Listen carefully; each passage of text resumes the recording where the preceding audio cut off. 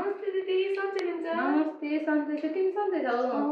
आज कहिले नआउने मान्छे आज आइछौ, केही काम त थिएन? होइन, कता हुनुहुन्छ भनेर अझ पूजा गरेको पनि थाहा पाउन्न, घन्टी बजाउँदा थाहा पाएन, त्यही भएर आएको हो। ए मेरा बुढाले मारेका हुन् कि थाहा छैन र तिमीलाई?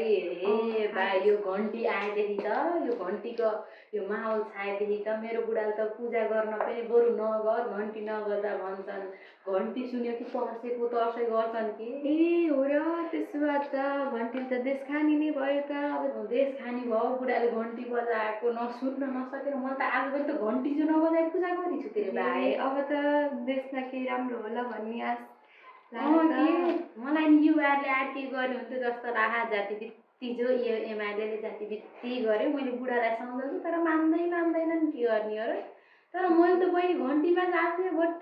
हुन्छ मैले पनि त्यही सोचिरहेको छु। ए ल हुन्छ, बस्नुहोस् ल।